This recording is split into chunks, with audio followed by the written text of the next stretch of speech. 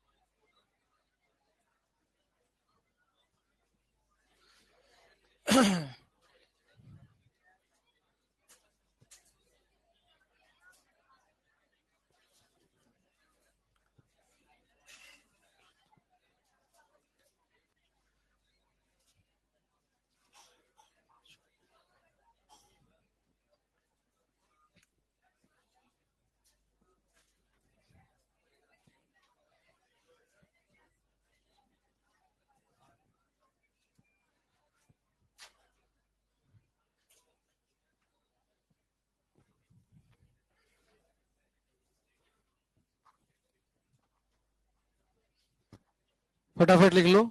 बातें कोई नहीं करेगा। जिसको करना हो पहले ही चला जाए कि इससे पहले मैं भेजू बाहर। रेस 15 बताएं। Question number 1। क्वेश्चन नंबर 1 2 1 में ही पूछ लिया।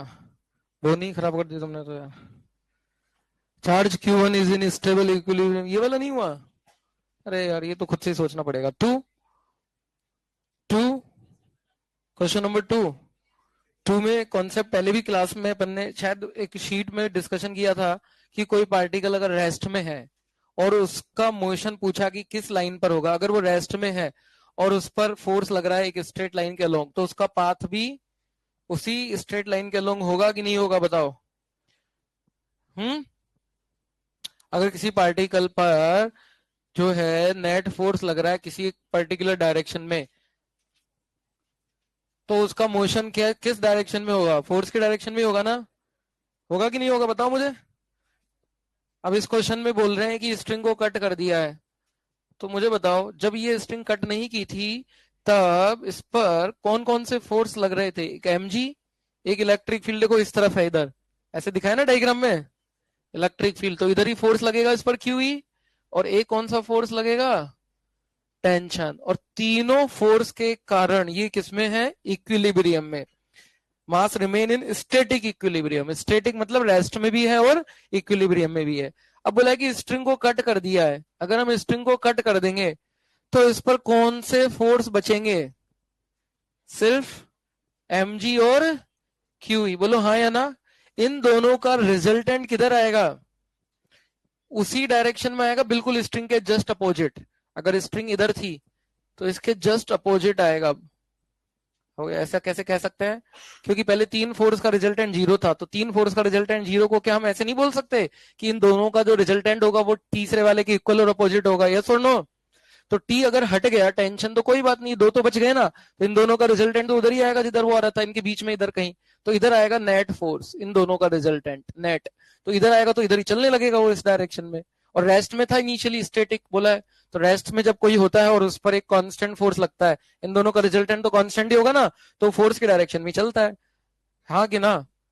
तो कांस्टेंट फोर्स होने के कारण ये स्ट्रेट लाइन में चलेगा। तो ये वाला पाथ कौन सा ऑप्शन को बता रहा है? सेकंड वाला। सेकंड वाला है ना इधर। सेकंड वाला पाथ हो जाएगा इसका। B answer. समझ में आ गया क्वेश्चन? देखो एक चीज ध्यान रखना, कांस्टेंट फोर्स में दो मोशन हो सकती है सिर्फ और सिर्फ। एक पैराबोलिक पाथ पे, एक स्ट्रेट लाइन। क्या कंडीशन है पैराबोलिक होने की? ये चीज याद है किसी को? कांस्टेंट फोर्स में सिर्फ और सिर्फ दो ही पाथ हो सकते हैं। कौन कौन से दो पाथ? स्ट्रेट लाइन पाथ और पैराबोलिक पाथ। जैसे कि प्रोजेक्टाइल होता था, उसमें अपन ऐसे वेलोसिटी देते थे, नीचे mg लगता था, तो ये कौन सा पाथ बनता है? ये प्रोजेक्टाइल का पाथ कौन सा होता है? पैराबोल। तो वेलोसिटी इनिशियल और फोर्स के बीच में एंगल अगर 0 से 90 के बीच में कुछ भी है तो पैराबोलिक होगा। और अगर इनिशियल वेलोसिटी और फोर्स में एंगल 0 या 180 है, जैसे पेन को मैंने ऊपर उछाला, तो कौन सा पाथ है, ये थोड़ा टेढ़ा हो गया। अगर वेलोसिटी और एक्सीलरेशन फोर्स में एंगल 180 है ना, ये नीचे की तरफ फेंक दूं तो भी कौन सा पाथ होगा, स्ट्रेट लाइन। और अगर रेस्ट से छोड़ें तो भी स्ट्रेट लाइन होगा। तो स्ट्रेट लाइन तब होगा जब इनिशियल वेलोसिटी और फोर्स पैरेलल हो, या फिर एंटी पैरेलल हो, या फिर इनिशियल वेलोसिटी 0। अदरवाइज फिर पाथ कौन सा होगा, पैराबोलिक। ये पुरानी चीज याद होनी चाहिए हमको, नहीं है तो मैंने बता दिया है, अब इसको याद रखे। ओके,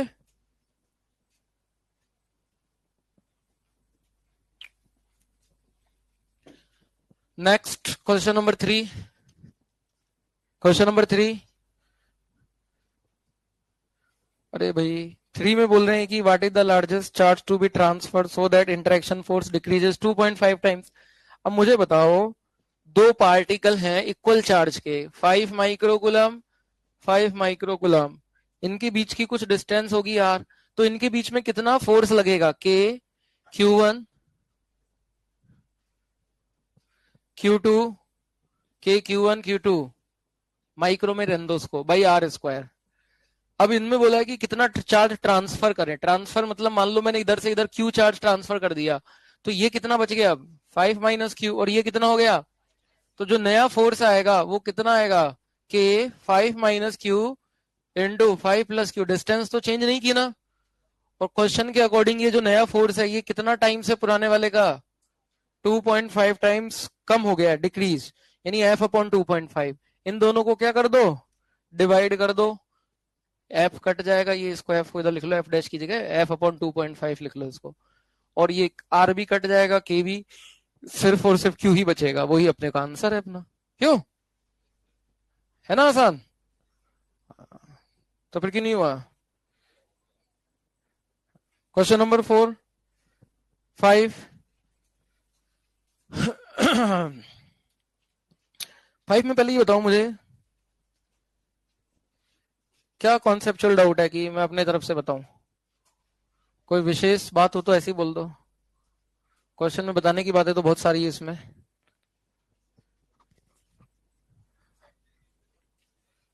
वेलोसिटी थोड़ी पूछा है, एक्सेलरेशन पूछा है, सेंटर ऑफ मास का। अच्छा चलो मैं पूरा ही बता देता हूँ। Acceleration of centre of mass होता क्या है, पहले तो मुझे ये बताना पड़ेगा। बताओ क्या होता है acceleration of centre of mass, क्या होता है। हाँ, ACM क्या होता है बताओ, या तो M1A1 plus M2A2 upon M1 plus M2, या फिर net external force divided by total mass capital M, यही होता है क्या। चलो देखते हैं। अब क्वेश्चन में बोला है कि एक पुली है और दो पार्टिकल है, इसका चार्ज है Q2, इसका चार्ज है Q1, इसका मास है M1। तो देखो इस पर M1G लगेगा नीचे, इस पर M2G लगेगा, इलेक्ट्रिक फील्ड ऊपर है तो इस पर Q2 पर ऊपर Q2E लगेगा, और Q1 पर ऊपर Q1E लगेगा, और इस स्ट्रिंग में टेंशन भी लगेगा, यहाँ T, इधर भी टेंशन T लगेगा, यही सब फोर्स लगेंगे। अब अगर मैं इन दोनों को सिस्टम मान लेता हूं, तो इस सिस्टम पर नेट एक्सटर्नल फोर्स क्या है मुझे बताओ। Net external force, net external force क्या नजर आ रहा है, डायग्राम देख के बता दो।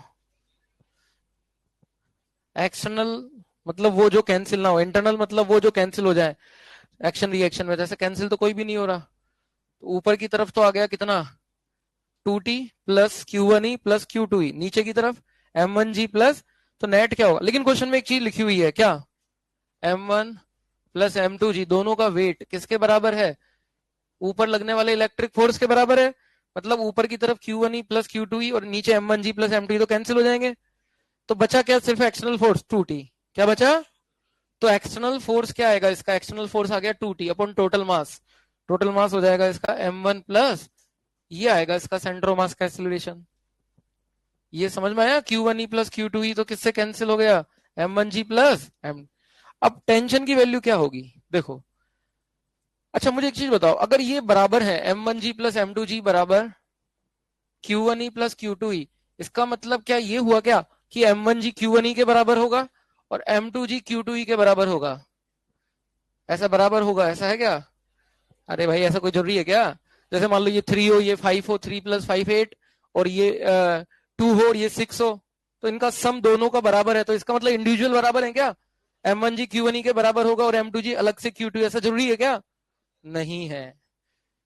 अगर मान लो हो भी सकता है, हो भी सकता है, जैसे मान लो ये 3 5, ये भी 3 5, मतलब ये इसके बराबर हो भी सकता है और ये इसके बराबर, और बराबर ना भी, पर सम तो बराबर है, ये तो पक्की बात है। अगर ये बराबर हुआ है Q1E M1G के, तो क्या होगा, ये दोनों एक दूसरे को कैंसिल कर देंगे, तो इस पर नेट पुलिंग फोर्स 0 हो गया। इसी प्रकार Q2 इसको कैंसिल कर देगा, तो इस पर भी नेट पुलिंग फोर्स 0। तो फिर स्ट्रिंग में टेंशन भी आएगा क्या? नहीं आएगा। टेंशन कब आता है? जब कोई बाहर से किसी को पार्टिकल को खींचे। अब ये दोनों कैंसिल कर दिए, तो इसको खींचने वाला M1G कैंसिल हो गया इससे, इसको खींचने वाला M2G इससे कैंसिल हो गया, तो इसमें टेंशन आएगा क्या? और टेंशन नहीं आएगा, तो टेंशन 0, और टेंशन 0 तो सेंटर ऑफ मास का एक्सीलरेशन भी 0। बट ये इंडिविजुअली बराबर नहीं हुए Q1E M1G।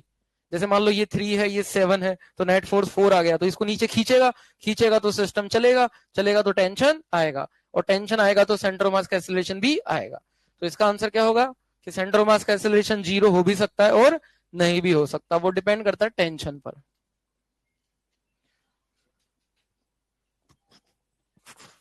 Next question number 6। बस चलो, ये बहुत ही अच्छा क्वेश्चन है ये वाला। और शीट में भी दिया था क्या?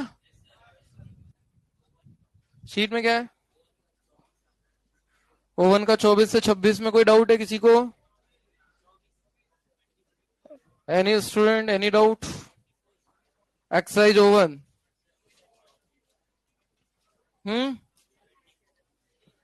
Exercise oven, question number 24। देखो बहुत ही आसान क्वेश्चन है ना? क्या करेंगे इसमें? ई का वैल्यू बताना है ना? ई का वैल्यू बतानी है। चलो बता देते हैं।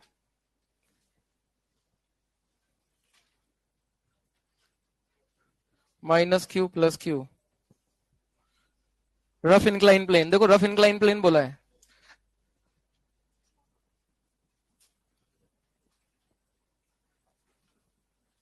किया इसको ट्राई कि नहीं किया सॉल्व करने का? देखो यहां पर एक व्हील है, उसके ऊपर दो पार्टिकल चिपका दिए, एक -Q एक +Q। अब मुझे ये बताओ, बोला है कि इक्विलिब्रियम में है ये। अब इक्विलिब्रियम में होने के लिए इस पे कौन कौन से फोर्स लग रहे होंगे? पहले तो इलेक्ट्रिक फील्ड ऊपर है, तो इस पर कौन कौन से फोर्स लग रहे हैं?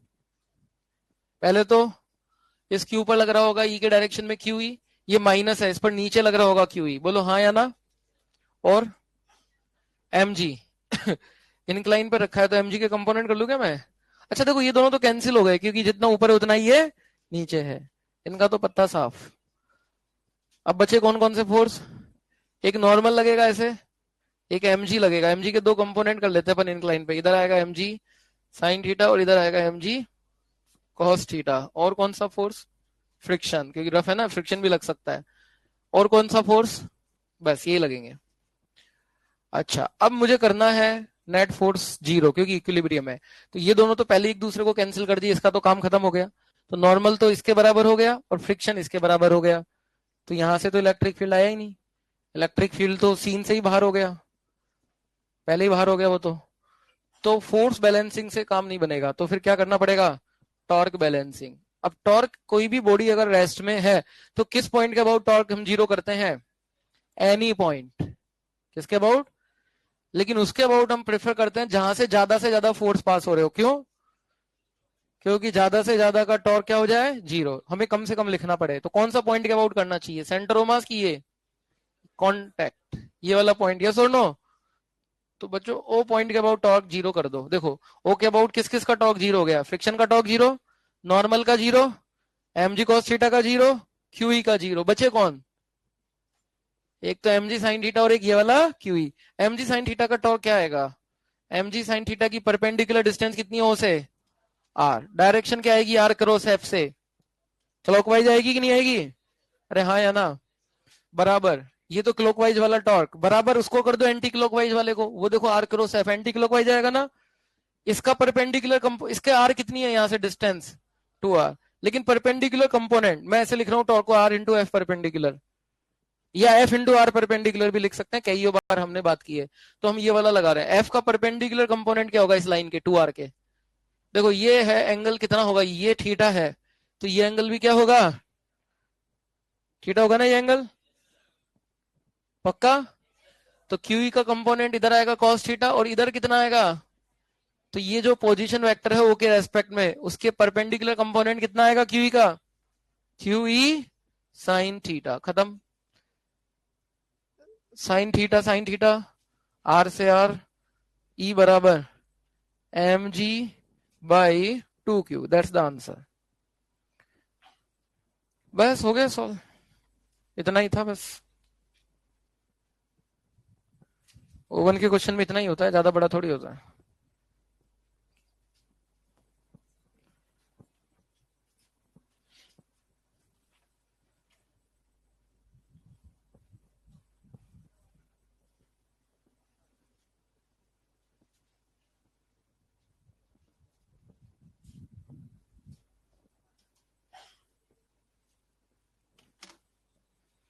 चलो बस, और कुछ ओवन में, 24 के अलावा, 25, 26, 27, जी मेन, जी मेन में 48, 48 क्वेश्चन में किसी को डाउट, 48,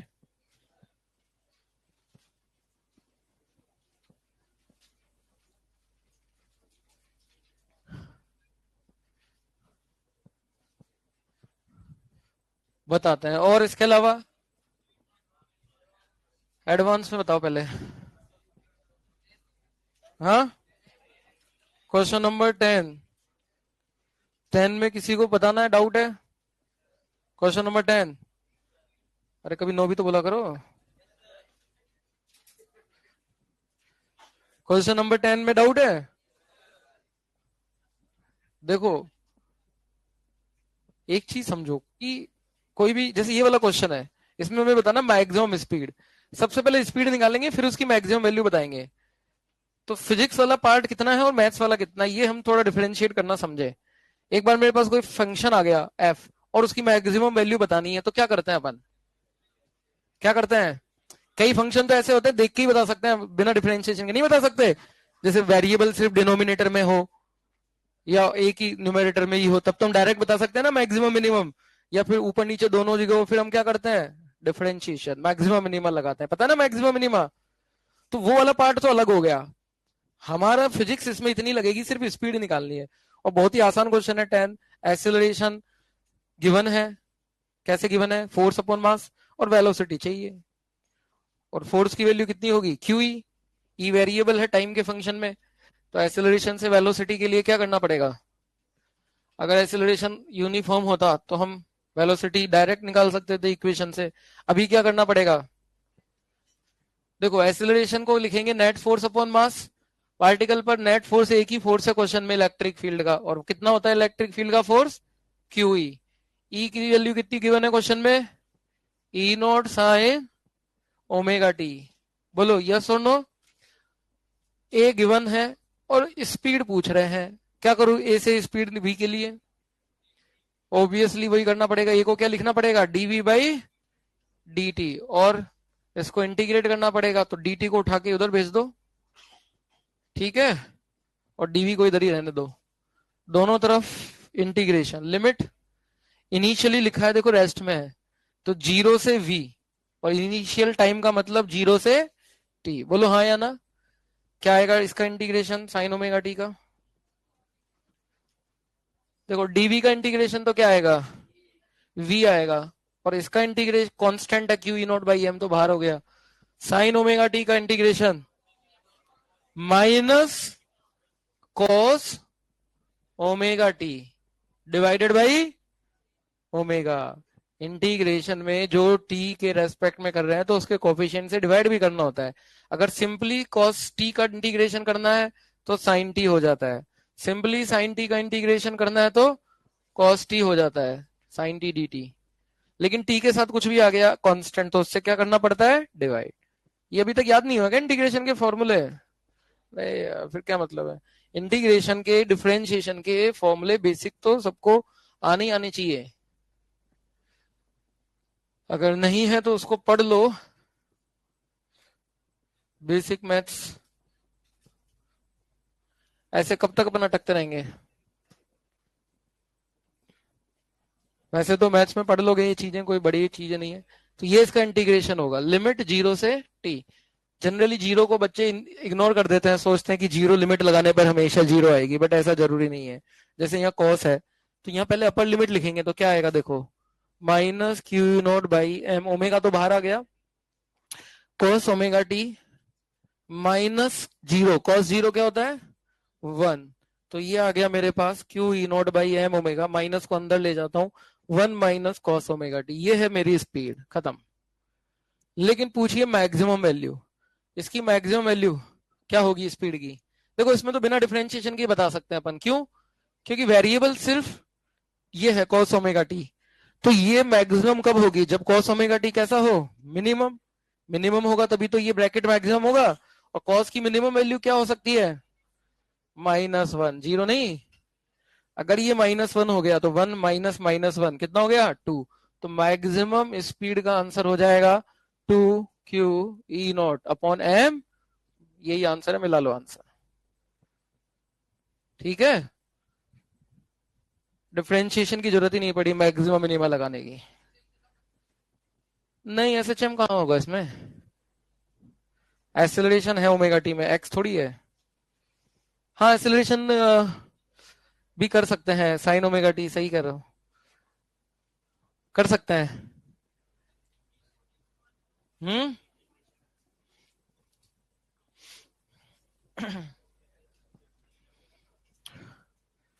एक्सेलरेशन की इक्वेशन है क्या ये? नहीं तो एक्सेलरेशन की इक्वेशन थोड़ी है ये। नहीं, एक्सेलरेशन की इक्वेशन थोड़ी है ये। एक्सेलरेशन के लिए तो फोर्स के एक्स, या acceleration minus omega square x ऐसा होना चाहिए, या फिर माइनस ओमेगा स्क्वायर ए साइन ओमेगा टी ऐसा होना चाहिए। ऐसा है क्या एक्सेलरेशन? कहाँ है माइनस, कहाँ है उसमें? एक्सेलरेशन की इक्वेशन एसएचएम के फॉर्मेट में थोड़ी है ये वाली, इसमें कहाँ है वो? माइनस होता तब हो जाता।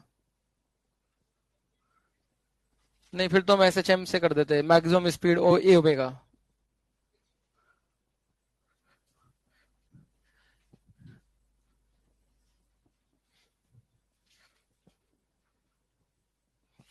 आगे इसके अलावा, क्वेश्चन नंबर 10 के अलावा क्वेश्चन नंबर 15, क्वेश्चन नंबर 15 और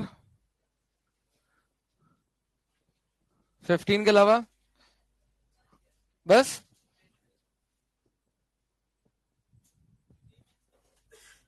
हाँ, मेंस वाला बताता है।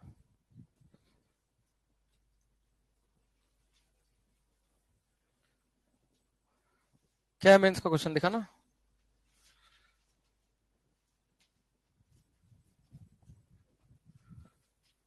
देना। Uniform electric field is created between two parallel charge plates. इसमें देखो यूनिट्स का थोड़ा सा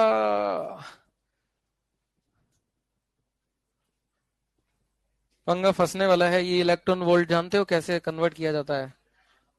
कैलकुलेशन थोड़ी सी इसमें फंसाने वाली है। बता तो देता हूं मैं, करना क्या है बता दूं। इलेक्ट्रॉन वोल्ट यूनिट को पहले बदलना पड़ेगा, ऐसा यूनिट में आता है बदलना। कैसे? ई से मल्टीप्लाई करके ना, ई इलेक्ट्रॉन के charge, angle of deviation of the path. ये बहुत ही आसान सवाल है वैसे 48।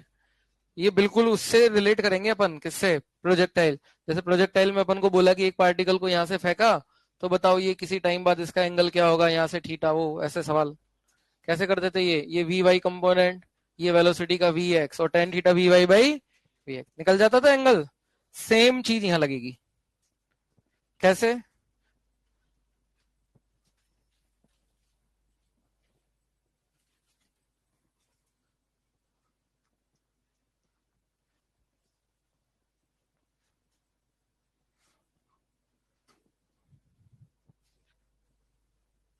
दो प्लेट्स हैं हमारे पास, uniform electric field is created between two parallel plates. अब इलेक्ट्रिक फील्ड की डायरेक्शन क्या होगी, पहले तो ये समझनी पड़ेगी अपने को। देखो ऊपर है प्लस और नीचे है, किधर होगी इलेक्ट्रिक फील्ड की डायरेक्शन? यूनिफॉर्म है, क्वेश्चन में बोला है यूनिफॉर्म तो होता है पैरेलल इक्विडिस्टेंट लाइन। तो किधर से किधर होगा इलेक्ट्रिक फील्ड? ऊपर से नीचे, नीचे से ऊपर, या हॉरिजॉन्टल होगा? ऊपर से नीचे, ऐसे होगा। दूसरी बात, इसकी जो वेलोसिटी है यहाँ पर एक्स डायरेक्शन में वो कांस्टेंट रहेगी। क्यों रहेगी कांस्टेंट? क्योंकि एक्स डायरेक्शन में कोई फील्ड नहीं है, कोई फोर्स नहीं है। पार्टिकल कौन सा है ये? इलेक्ट्रॉन। नेगेटिव, नेगेटिव पे फोर्स किधर लगता है? इलेक्ट्रिक फील्ड की डायरेक्शन में कि इलेक्ट्रिक फील्ड के अपोजिट? एफ बराबर क्यू ई। अगर क्यू नेगेटिव है तो इस पर फोर्स किधर लगेगा? ई के। तो फोर्स किधर लगेगा इस पे? ऊपर। अगर फोर्स ऊपर लगेगा इस पर, तो किधर बैंड होगा ये? ऊपर की तरफ। और जब यहां से बाहर निकलेगा तो कितने एंगल थीटा पे निकलेगा? हॉरिजॉन्टल से, ये बताना है। बहुत ही सिंपल है। हॉरिजॉन्टल में इसकी वेलोसिटी स्टार्टिंग में अगर मैं वी मान लेता हूं, वी एक्स, या वी वी एक्स मान लो चलो, तो वो यहाँ, या वी मान लो, तो वो यहाँ पर भी कितनी रहेगी horizontal component? V. Y direction में वेलोसिटी कितनी आएगी ये अगर हमें मिल जाए तो टेन थीटा आ जाएगा। कैसे आ जाएगा टेन थीटा? टेन थीटा आ जाएगा v y upon v x. और वी एक्स की वैल्यू कितनी है? वी। आप कहोगे सर वी की वैल्यू कहां से आएगी, वी तो दिया ही नहीं है, काइनेटिक दी है। तो तो भाई काइनेटिक एनर्जी अपन नहीं जानते क्या होती है?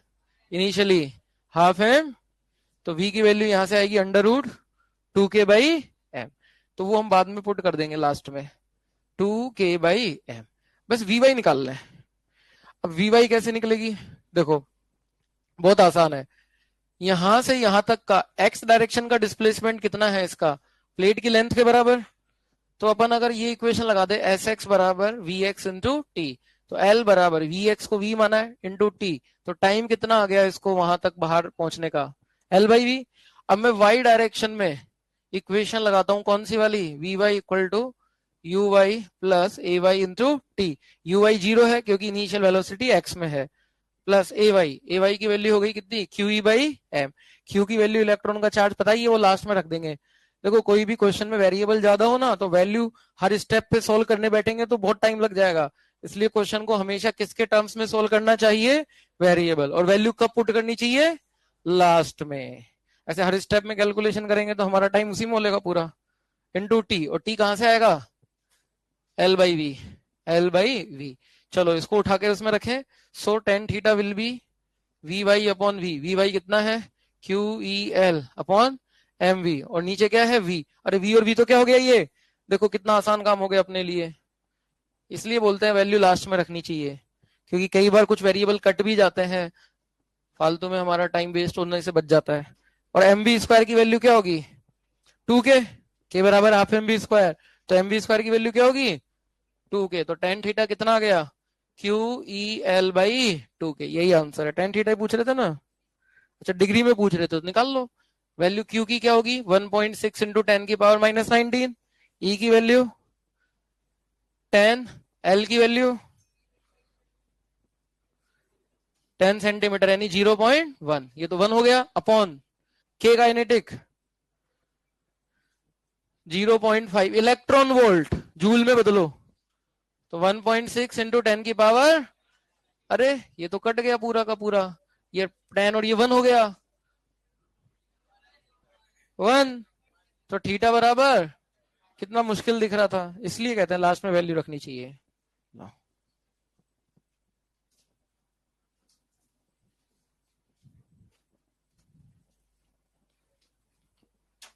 चलो कॉपी निकाल लो। लास्ट क्लास में कहां तक पढ़ा था अपन ने?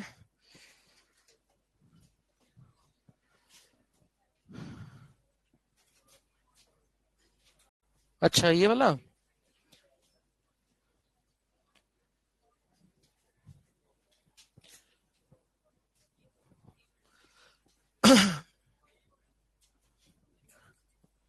हाँ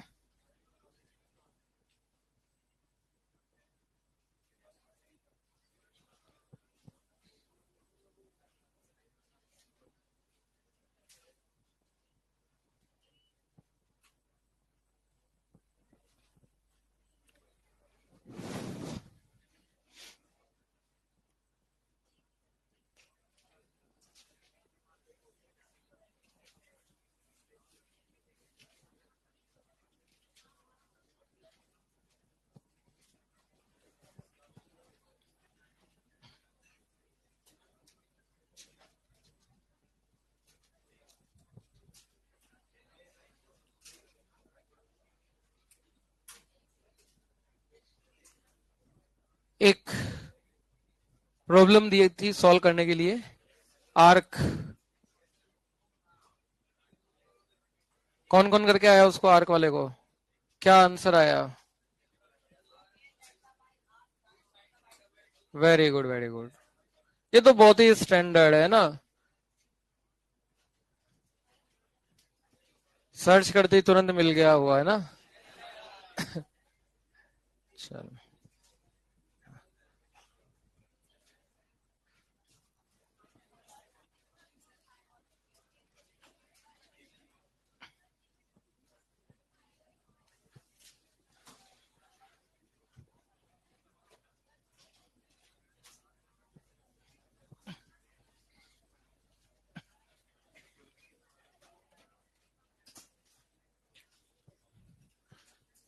करके बताऊंगे इसको डिराइव। सेम ही है प्रोसेस, बस लिमिट चेंज होगी। क्या चेंज होगी? माइनस अल्फा बाई टू से प्लस अल्फा। जो हाफ रिंग में लिमिट हो रही थी -90 डिग्री से +90 डिग्री, इसमें लिमिट कहां से कहां चेंज हो जाएगी? माइनस, ये सर्कुलर आर्क है अपना, this is angle by sector y axis, this is x axis. So बच्चों प्रोसेस सेम ही है इसका, बस लिमिट चेंज होगी। क्या एलिमेंट अपन कैसे ले रहे थे इसमें? वाई एक्सिस से थीटा एंगल पे जाकर के कितने विड्थ का, कितने एंगुलर विड्थ का? D theta. ये डी थीटा, इस डी क्यू चार्ज का हम इलेक्ट्रिक फील्ड लिख रहे थे लाइक दिस डीई। फिर अपन ने इसके जो है लिमिट लगाई थी थीटा की, कहां से कहां लगाई थी? जैसे यहां से थीटा को मेजर कर रहे हैं वाई। अब कुछ बच्चे बोल रहे थे कि सर एंटी क्लॉकवाइज वाला पॉजिटिव होता है, तो भाई ऐसा कोई रूल नहीं है एंटी क्लॉकवाइज, अपनी इच्छा है ये। जैसे हम जनरली राइट साइड पॉजिटिव लेते हैं, लेकिन हमारी इच्छा है लेफ्ट साइड पॉजिटिव, तो नहीं ले सकते क्या? तो अभी हम थीटा क्लॉकवाइज वाला पॉजिटिव ले रहे हैं, तो इधर जीरो से कहां तक जाएंगे? हाफ रिंग में तो जीरो से कहां तक जा रहे थे? हाँ 90, लेकिन ये आर्क है तो इसमें जीरो से कहां तक जाएंगे अपन? ये वाई एक्सिस से यहां पर, अगर यहाँ जीरो एंगल है तो यहां पर कितना एंगल होगा लास्ट में? यहाँ पर अल्फा बाई टू होगा ना इधर वाला, और इधर वाला भी कितना होगा? लेकिन इधर पॉजिटिव एंगल तो उधर, तो इधर जीरो से अल्फा बाई टू, इधर जीरो से माइनस अल्फा बाई टू। तो पूरा आर्क कंसीडर अगर करना है तो लिमिट कहां से कहां लगेगी? बोलो मुझे जल्दी। माइनस अल्फा बाई टू से प्लस अल्फा। तो इसका जो इंटीग्रेशन अपन ने किया था कल, किया था ना, कौन से कंपोनेंट का किया था बोलो? वाई वाले का कि एक्स वाले का? इसमें भी किसका करना रहेगा? तो क्या वैल्यू थी इंटीग्रेशन के अंदर? के लैम्डा बाई आर। क्या था इंटीग्रेशन में? मैं वापस से पूरा एक एक स्टेप नहीं लिख रहा हूं। यहां पर अंदर क्या था? कॉस थीटा, यही था ना। अब उसमें लिमिट -90 से +90 डिग्री थी, तो यहां पर लिमिट हो जाएगी माइनस अल्फा बाई टू से। कोई शक इसमें किसी को? बस इतना सा चेंज करना था। और जब इतना सा चेंज करेंगे सिर्फ और सिर्फ लिमिट्स का, तो रिजल्ट में क्या चेंज आएगा?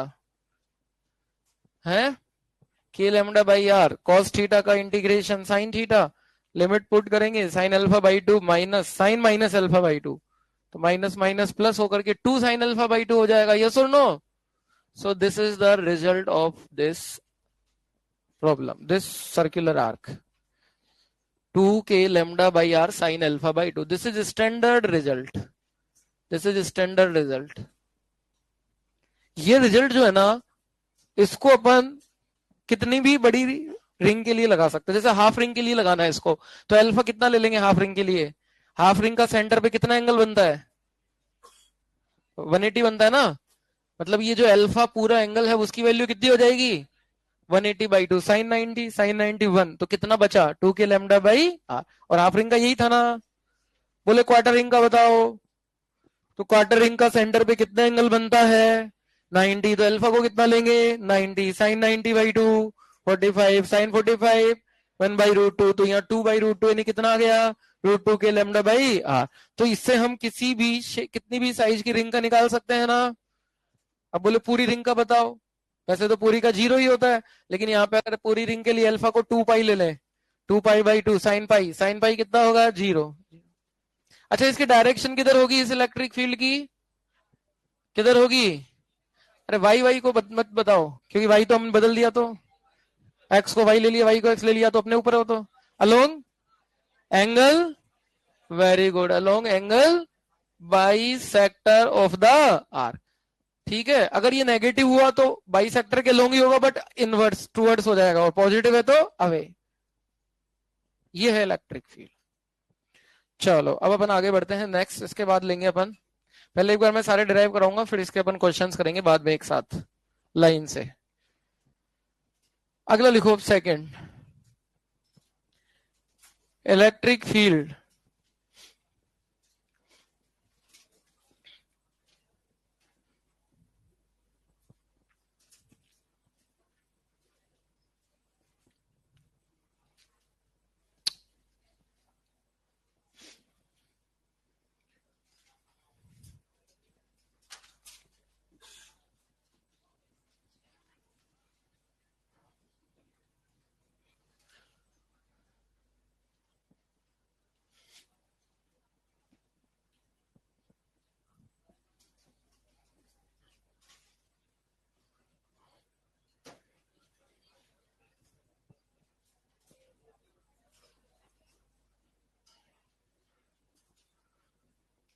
electric field due to uniformly charged ring, electric field due to uniformly charged ring at its axis,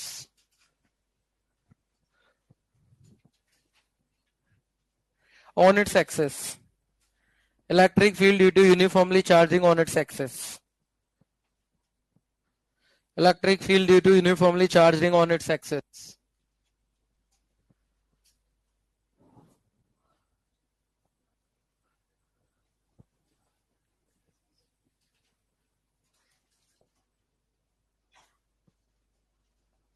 ये एक यूनिफॉर्मली चार्ज रिंग है, ऑन इट्स एक्सिस, एक्सिस पे बताना है, जैसे कोई पॉइंट पी है, ये पी पॉइंट पे बताना है। ये कैसे रखी है रिंग, समझ में आ रहा है? बोर्ड के प्लेन के परपेंडी ऐसे रखी है, ऐसे बोर्ड के प्लेन के, और ये इसका एक्सिस है, ऐसे रखिए बोर्ड के प्लेन के परपेंडिकुलर, समझ में आ रहा है? ये वाली साइड प्लेन के बाहर वाली है, और ये वाली साइड प्लेन के, क्योंकि इसके ऊपर से जा रहा है ना एक्सिस, समझते ना इतना? ये वाली साइड प्लेन के बाहर वाली है, और वो वाली प्लेन के अंदर। अब यहाँ पी पॉइंट पे बताना है इलेक्ट्रिक फील्ड, कैसे बताएं? वही सेम एलिमेंट, एलिमेंट का फील्ड, और तीसरा स्टेप इंटीग्रेशन। चलो, तो सबसे पहला स्टेप क्या क्या, कंसीडरिंग एन एलिमेंट। अब लेकिन देखो, इसमें पूरा प्रॉपर प्रोसेस लगाने की जरूरत नहीं है, यहां हम सिमेट्री का फायदा उठाएंगे। किसका फायदा उठाएंगे? सिमेट्री का। हाउ? देखो, considering an element as shown like this, हमने बच्चों यहां पर एक, जैसे कि मान लो यहां पर मैंने एक छोटा सा एलिमेंट कंसीडर किया है, छोटा सा, जिसका चार्ज कितना होगा, dq। कर लिया कंसीडर? ओके। अच्छा, हमें गिवन क्या क्या है इसके लिए? हमें एक तो इसकी रेडियस गिवन है, और इसका टोटल चार्ज गिवन है q। q क्या है इसका?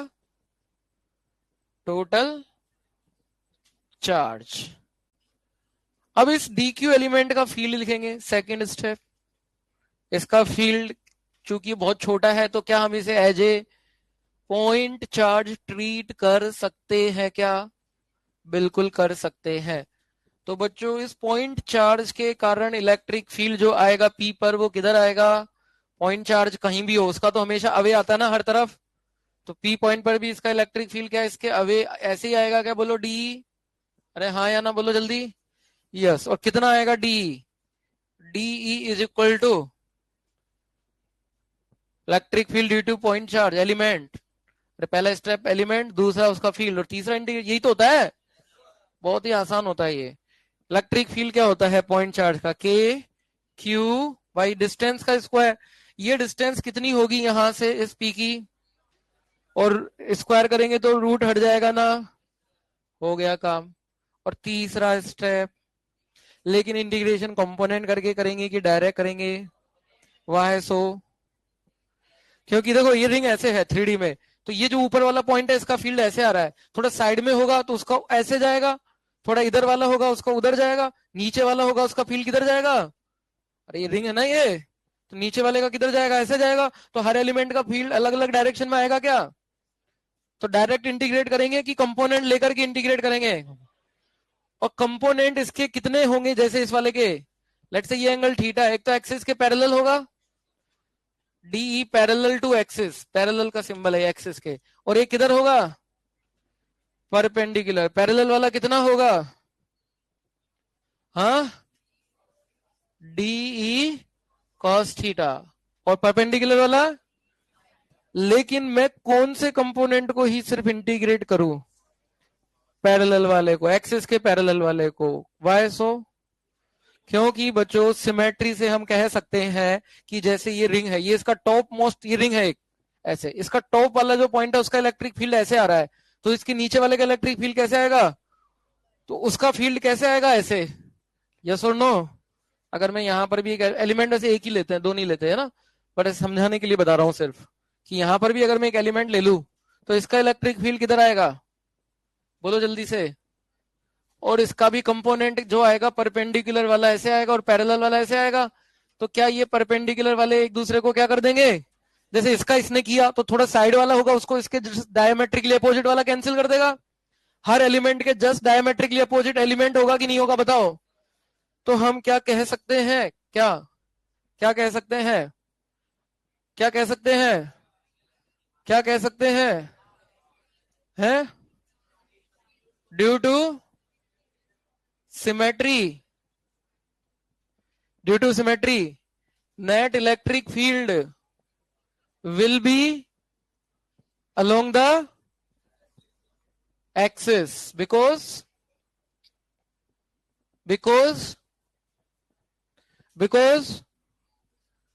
perpendicular components of electric field of all elements will get cancelled, will get cancel। Perpendicular वाले एक दूसरे को, हाँ, तो बचेगा कौन सा? पैरेलल वाला, अलोंग द एक्सिस वाला बचेगा, अलोंग द एक्सिस। सो हमें इंटीग्रेशन जो नेट इलेक्ट्रिक फील्ड में करना है, सिर्फ कौन से वाले का इंटीग्रेशन करना है? पैरेलल वाले का। और यही नेट इलेक्ट्रिक फील्ड होगा, net electric field E, d E parallel, only d E parallel. समझ में आया? हाँ या ना बोलो जल्दी। अच्छा, अगर ये रिंग हाफ होती, नीचे वाला हाफ नहीं होता इसका,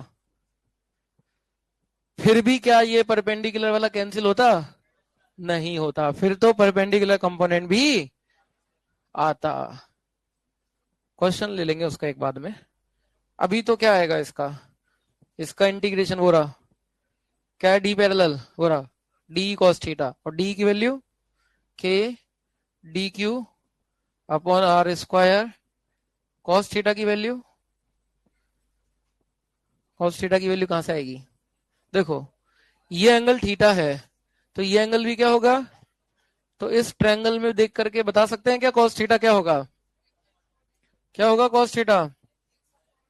एक्स अपॉन अंडर रूट, अब कांस्टेंट सब बाहर करो इंटीग्रेशन में, क्या क्या कांस्टेंट है इसमें? के कांस्टेंट, एक्स भी कांस्टेंट, नीचे r square plus x square की पावर क्या 3/2, ये भी कांस्टेंट। एक ही वेरिएबल अंदर रहा है वैसे डी क्यू, और जब एक ही वेरिएबल है डी क्यू तो इसका इंटीग्रेशन क्या होगा? D q d q d q d q, सारे एलिमेंट को जोड़ेंगे तो क्या मिलेगा?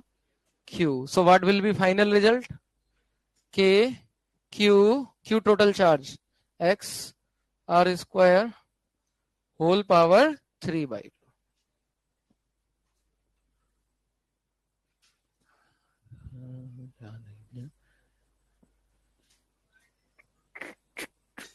एलिमेंट एक ही है लेते हैं अपन।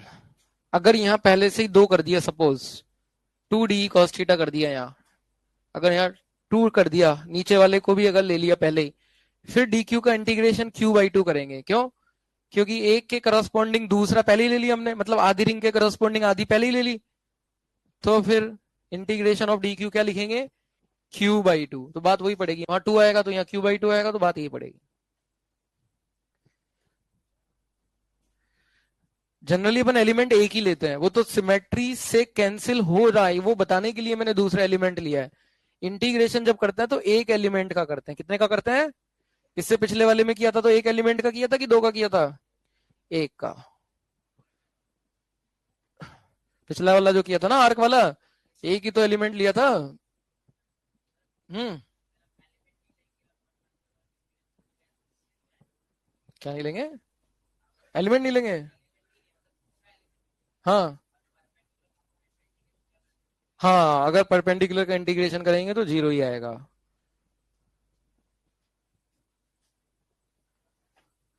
बट उसमें भी फिर दिक्कत ये आ जाएगी कि जो परपेंडिकुलर वाला है वो इधर है नीचे, तब है जब एलिमेंट ऊपर है। अगर एलिमेंट थोड़ा साइड में हो गया रिंग के इधर, तो वो ऐसे जाएगा, तो उसका परपेंडिकुलर ऐसे होगा। उसका फिर एक जेड कंपोनेंट आएगा, एक वाई आएगा। परपेंडिकुलर के भी फिर दो कंपोनेंट आएंगे। हाँ, थोड़ा सा ये बहुत ही ज्यादा विजुअलाइजेशन में चला जाएगा। बताऊं करके? हाँ, पक्का।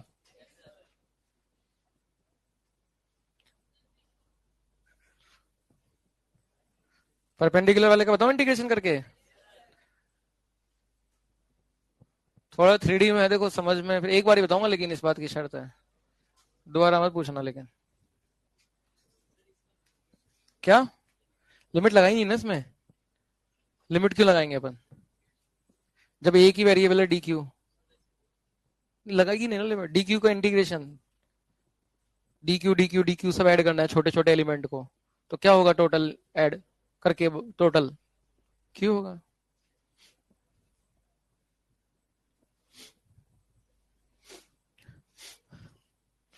चलो उसको ले लेंगे कभी क्वेश्चन के थ्रू, ऐसा हाफ रिंग में है ना।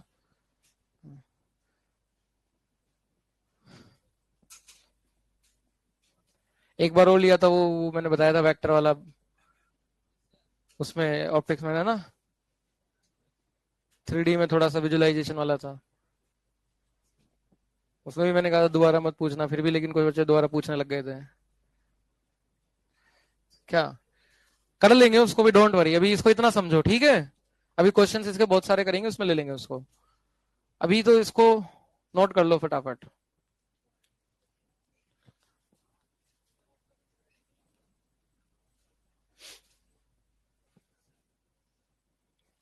अभी वो 10-15 मिनट लग जाएंगे उसमें फालतू में, इसलिए कह रहा हूं मैं। क्या?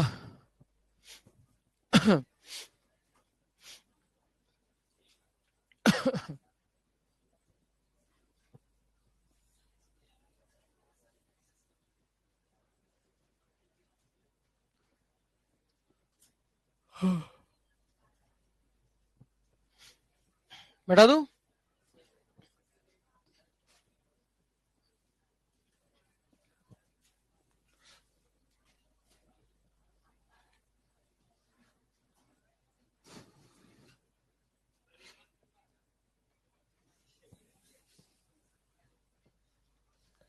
जल्दी करो यार। ये जो इलेक्ट्रिक फील्ड आया है, इसको अगर हम ध्यान से देखें तो क्या इसका ग्राफ बना सकते हैं क्या? क्या हमने इस फंक्शन का ग्राफ पहले कभी बनाया है क्या? ये के क्यू तो कांस्टेंट है, इसको तो हटा दो कांस्टेंट। एक्स अपॉन यहाँ नीचे ए स्क्वायर प्लस एक्स स्क्वायर की पावर 3/2 का ग्राफ बना चुके हैं पहले। यस, देखो मैंने इसलिए बनवाया था क्योंकि वो बहुत जगह काम आता है, यहाँ भी आ रहा है आगे भी आएगा। के क्यू तो कांस्टेंट है, कांस्टेंट से किसी ग्राफ को मल्टीप्लाई करते हैं तो उससे शेप थोड़ी चेंज होता है। हाँ, उसकी ग्राफ की हाइट वगैरह चेंज हो जाती है। तो बताओ इसका ग्राफ क्या ऐसा ही बनेगा क्या जैसे मैंने बनाया था? कैसा? पहले तो बढ़ेगा, फिर कहां पर मैक्सिमा होगा इसका? यहाँ जो होता है ना ए स्क्वायर ए बाई रूट, तो यहाँ ए की जगह आर है, तो कहां पर होगा मैक्सिमा? R by. हाँ, और इसको यहाँ रख देंगे तो मैक्सिमम वैल्यू आ जाएगी। मतलब ये जैसे रिंग है ना अपनी, ऐसे रिंग रखी हुई है ये। अच्छा, रिंग के कारण इलेक्ट्रिक फील्ड राइट साइड में पॉजिटिव आएगा। देखो ई की वैल्यू पॉजिटिव मतलब राइट साइड, और ई की वैल्यू नेगेटिव मतलब लेफ्ट साइड। लेफ्ट साइड में कैसा ग्राफ बनेगा? हाँ, जैसे मान लो ये रिंग रखी है मैंने, ऐसे रिंग रखी है ये, तो इसके राइट साइड में तो इलेक्ट्रिक फील्ड राइट साइड में होगा, और लेफ्ट साइड में इलेक्ट्रिक फील्ड, अब ये लेफ्ट होगा, लेफ्ट मतलब नेगेटिव एक्स की तरफ होगा, तो उसका ग्राफ किधर बनेगा? नीचे। शेप सेम यही रहेगा, शेप तो क्या रहेगा? सेम। बस उसका जो है ग्राफ किधर शिफ्ट हो जाएगा? नीचे की तरफ शिफ्ट हो जाएगा। बोलो हाँ या ना। इस बार मैक्सिमा कहां पर ये मिनिमा कहां पर आएगा? -r/। मतलब कहने का मतलब ये है कि ये जो रिंग है ना, इसके कारण right side electric field right में होगा, और लेफ्ट साइड में इलेक्ट्रिक फील्ड लेफ्ट की। पॉजिटिव है तो पॉजिटिव का अवे होता है। अगर ये नेगेटिव रिंग होती तब क्या होता? हाँ, नेगेटिव होती तो इनवर्ट होता, तो लेफ्ट साइड में तो राइट की तरफ होता, और राइट साइड में लेफ्ट, तो ये वाला ग्राफ तो आ जाएगा नीचे, और ये वाला ग्राफ चला जाएगा ऊपर। पक्की बात है? बिल्कुल ऐसे ही बनेगा। कोई डाउट इसमें किसी को?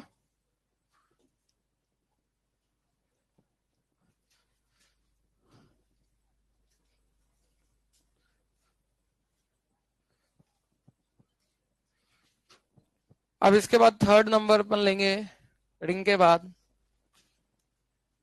किसका इलेक्ट्रिक फील्ड लेंगे अब? डिस्क। नेक्स्ट लिखे थर्ड।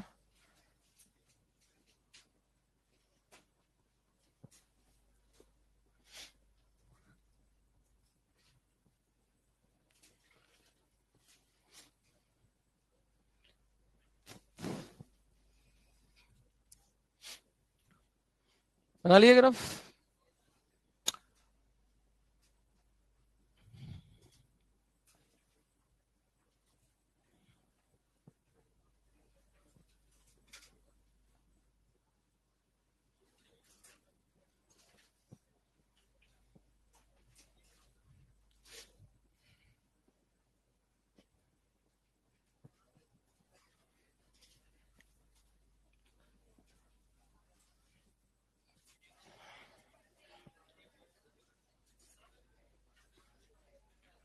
बनाओ बनाओ, आराम से बनाओ जल्दी। हाँ। हम्म।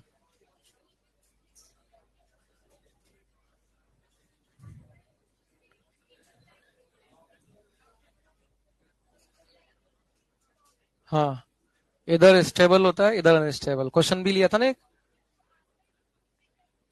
r/√2 पे, r/√2 पे तो थोड़ा सा आगे जाएंगे, बट वो तब होगा जब, देखो यहां पर तो ये इलेक्ट्रिक फील्ड का ग्राफ है ये, है ना, तो इलेक्ट्रिक फोर्स का ग्राफ कह सकते हो, क्यू से मल्टीप्लाई कर देंगे, नेट फोर्स का नहीं है। तो एक दूसरा फोर्स और आना पड़ेगा पहले तो इक्विलिब्रियम के लिए, क्योंकि अकेला अगर यही रहे तो ये फोर्स तो जीरो नहीं है कहीं भी, तो ये तो कहीं भी इक्विलिब्रियम नहीं हो सकता। एक दूसरा जो हमने वो किया था ना उस समय, वो ये वाला, कौन सा वाला, इस वाले में, यहाँ पर एक mg फोर्स और आ गया था एक्सटर्नल, और वो इलेक्ट्रिक को बैलेंस कर लिया था, तब इक्विलिब्रियम आया था। तो यहाँ पर भी पहले बात तो कोई एक और फोर्स आना पड़ेगा। अगर यहीं पर अगर हमसे पूछे, अगर सपोज आ गया, तो उसके बाद क्या होगा? आगे जाने पर अब वो देखना पड़ेगा कि एक्सटर्नल फोर्स कहाँ है। जैसे इसकी बात करें अपन, तो ये अगर r/√2 डिस्टेंस होती लेट से, मतलब ये वाला पॉइंट, तो अगर ऊपर जाएंगे तो ये Fe कम हो जाएगा, तो नीचे आ जाएगा, नीचे आएंगे तो भी कम हो जाएगा। हाँ, तो वो ना ना तो स्टेबल है ना ही अनस्टेबल है। कुछ नहीं बोलेंगे? नहीं, न्यूट्रल भी नहीं बोलेंगे, कुछ नहीं बोलेंगे। जरूरी थोड़ी है कि हर कोई इक्विलिब्रियम स्टेबल अनस्टेबल ही हो, बिना उसके भी कुछ हो सकता है। कुछ नहीं बोलेंगे।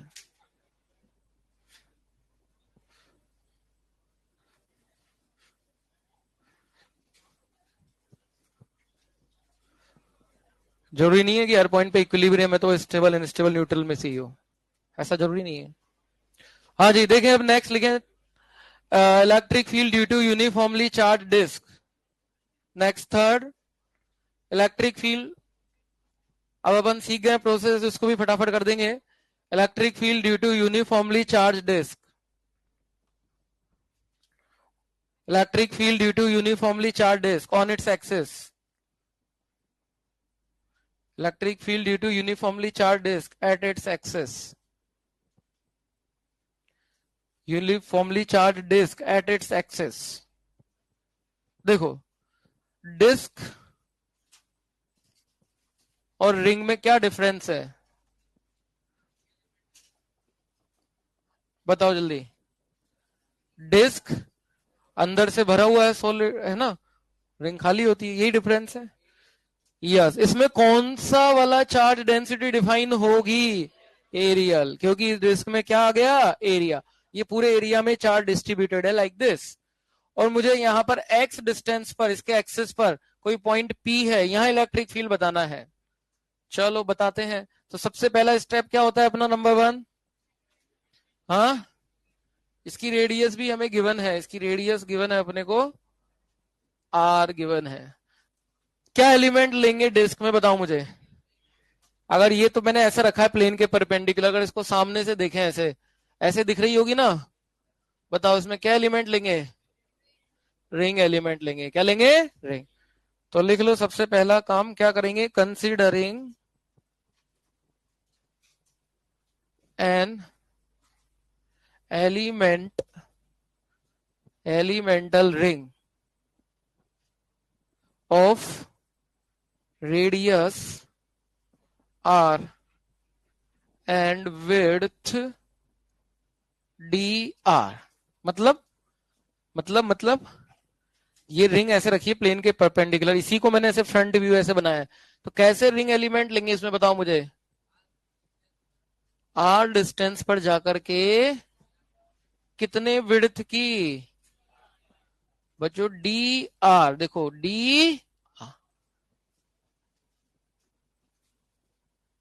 Like this. यहां पर मैं बनाऊं इसमें, तो लाइक दिस, आर पे जाकर के ऐसे जीरो से लेकर कैपिटल आर तक रिंग बनाते जाए अपन, तो बन जाएगी पूरी डिस्क। एलिमेंट का मतलब ही क्या होता है कि उस एलिमेंट को रखते जाओ छोटे से लेकर बड़े तक, तो जीरो रेडियस की रिंग, फिर बड़ी, फिर और बड़ी, फिर और बड़ी, बन जाएगी ना डिस्क।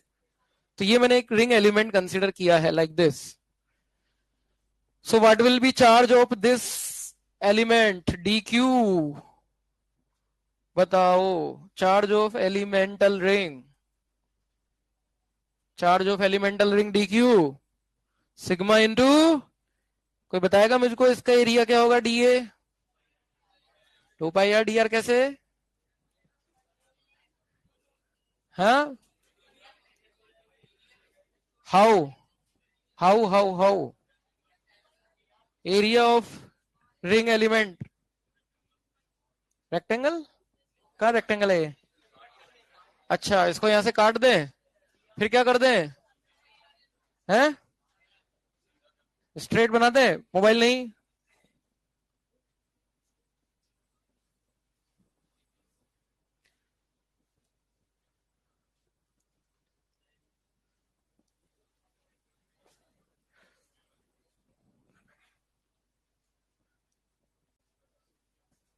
अब देखो, जो समझाने से नहीं समझते ना, फिर उनके लिए अलग कुछ अपने आप व्यवस्था हो जाती है बिना कुछ किए।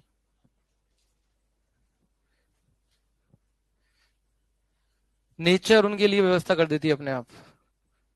समझ में नहीं आता तुम्हें, कितनी बार बोला गया मोबाइल नहीं करना है।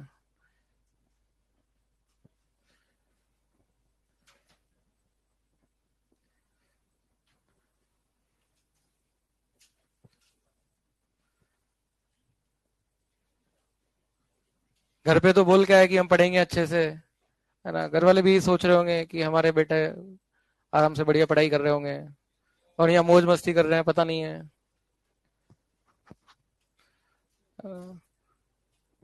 फिर बुरा लगता है बोलने पे कि सर हमसे ऐसे कैसे बोल दिया, हम तो स्वतंत्र आजाद पक्षी है ना, हमारी आजादी पे रोक मत लगाओ। लोकतांत्रिक है देश, हम अपनी मर्जी से करेंगे काम, क्यों? अरे क्या है ऐसा, चुपचाप लिखो ऐसा। इसको काट के सीधा कर देंगे तो कितनी लेंथ होगी इसकी? 2 पाई आर। और विड्थ कितनी है इसकी? D r. तो ये रेक्टेंगुलर स्ट्रिप हो गई, तो इसका एरिया क्या होगा? डी ए। कर लो, देखो अभी टाइम है, फिर टाइम निकल जाएगा, फिर कुछ नहीं होगा, फिर पछताए होत क्या जब चिड़िया चुग गई खेत। 2 पाई आर डी आर। और अभी ये सबसे प्रीसियस टाइम चल रहा है हम लोगों का। 2 pi r d are. 2 pi r d are को हम ऐसे भी कर सकते थे डिराइव, ये सब इतना करने की जरूरत नहीं थी। देखो अब इसको ऐसे भी लिख सकते थे। और रिंग का एरिया क्या होता है मुझे बताओ? रिंग का एरिया पाई आर स्क्वायर होता है। अगर मैं इसको डिफरेंशिएट कर दूं आर के रेस्पेक्ट में, तो आर स्क्वायर का डिफरेंशिएशन 2 आर, तो डीए की वैल्यू क्या हो गई? 2 पाई आर डी आर। ऐसे भी कर सकते थे, इस तरह से भी निकाल। तो ये आगे से याद रखना है कि रिंग एलिमेंट का एरिया क्या होता है? 2 पाई आर इंटू, देखो 2 pi r length, d r width. तो एरिया वैसे भी क्या होता है? लेंथ इंटू विड्थ होता है ना। जैसे वॉल्यूम क्या होता है? Volume area into width, area into width, यही तो होता है ना एरिया। तो ये हो गया D A. So now, so what will B D Q? So D Q will be sigma into 2 pi r d are. देखो हमें एक चीज ये भी समझनी पड़ेगी फिजिक्स में कि कहां पर कॉन्सेप्ट लग रहा है और कहां कॉन्सेप्ट खत्म, अब आगे मैथ्स है। ये डिफरेंशिएशन करना आ गया ना, तो अपना बहुत सारा लोड वैसे ही कम हो जाएगा, क्योंकि हम रिलैक्स हो जाएंगे ना, एक बार रिलैक्स हो जाएंगे ना। जैसे आजकल ये होता है अपने इन्वर्टर एसी होता है, तो उसमें अपने आप टेम्परेचर जब मेंटेन हो जाता है तो उसकी स्पीड अपने आप स्लो हो जाती है मोटर की, उसकी। तो मोटर की स्पीड स्लो हो गई तो उसका एनर्जी कंजप्शन कम हो जाता है। अरे मॉडर्न आजकल ऐसे ही होता है ना, इन्वर्टर वालों में ऐसे ही तो होता है। पहले वाली जो मशीन है चलती जा रही है लगातार, गर्म होती जाएगी, अब उसको पता है कहां पर जाकर के मेरे को रुकना है। ये भी हमको पता होना चाहिए। कंटिन्यूअसली हम एक ही चीज पे हम जब लगातार फोकस करें तो उससे भी थोड़ा सा, माइंड भी तो एक मशीन ही है ना, उसमें भी तो फिर वो होने लग जाता है क्या एक समय के बाद। हाँ, जैसे कोई भी मशीन चलते चलते एक समय बाद फिर वो थोड़ा झटके खाने लगती है, मतलब उसकी परफॉर्मेंस डाउन होने लगती है। ऐसे ही हमारी भी हो सकती है। तो पहले एक बार हमको रिलैक्स हो जाना कि कहां तक कॉन्सेप्ट खत्म हो गया। अब यहाँ पर हमें बस इलेक्ट्रिक फील्ड लिखना है। सेकंड स्टेप चलते हैं। क्या है सेकंड स्टेप? ठीक है ना, जैसे ये डेरिवेशन हमको लिखने होंगे बोर्ड्स में भी, तो वहां पर ये से नहीं लिखना स्टेप वन, ये हमारे बैकग्राउंड में चलना चाहिए कि हमारे को क्या अप्रोच लगानी है। अब सेकंड स्टेप आता है electric field of the element. So what will B electric field of element? बताओ जल्दी। एलिमेंट इस बार पॉइंट चार्ज नहीं है, इस बार रिंग है। तो बच्चों रिंग का इलेक्ट्रिक फील्ड क्या होगा इसके यहाँ पर एक्सेस पर? ये तो अभी जस्ट ड्राइव किया हमने, तो इस रिंग एलिमेंट का इलेक्ट्रिक फील्ड क्या होगा यहाँ पर? क्या होगा रिंग का एलिमेंट का इलेक्ट्रिक फील्ड? अभी तो जस्ट ड्राइव किया क्या? के क्यू एक्स। तो क्यू की जगह पर तो क्या हो जाएगा? D q x upon r. Ring की रेडियस कितनी ली है मैंने? कैपिटल आर तो पूरे डिस्क की है। रिंग की रेडियस कितनी है? Small r. तो किसका स्क्वायर लिखूंगा मैं यहाँ पर? अरे इसकी रेडियस कितनी ली है अपन ने? स्मॉल आर ली है ना। और विड्थ कितनी ली है इसकी?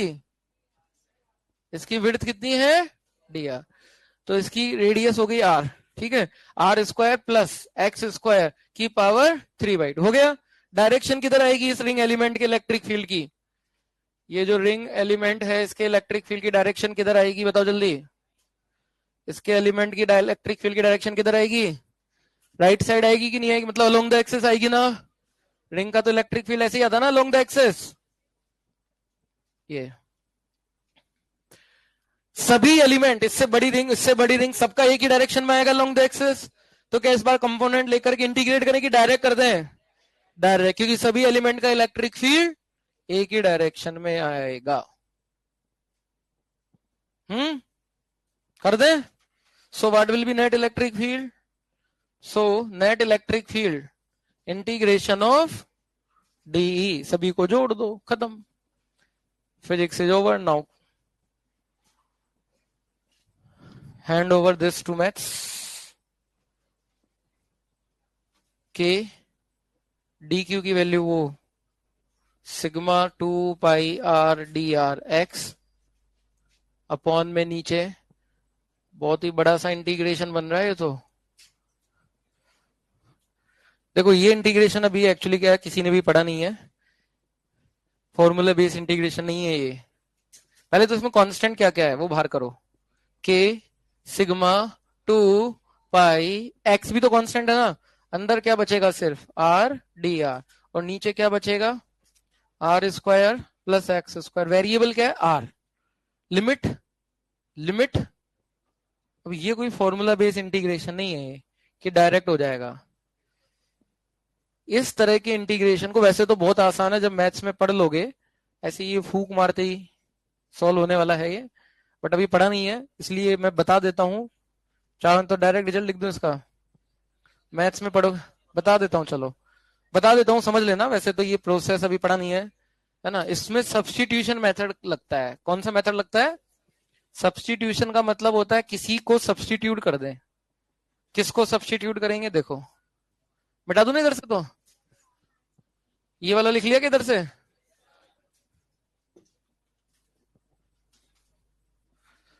Substitution method. ये जो इंटीग्रेशन है ना, इस पे फोकस करो।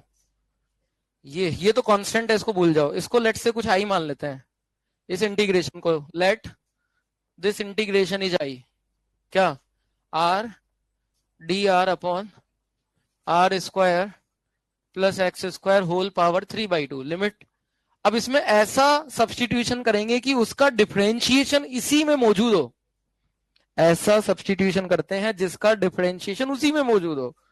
जैसे ये प्रैक्टिस करोगे तो बहुत इजीली पकड़ में आ जाएगा। जैसे इसमें हम सब्स्टिट्यूशन करेंगे, लेट ये जो है नीचे r square plus x square, इसको हम सब्स्टिट्यूट करेंगे किसी दूसरे वेरिएबल से, जैसे कि टी।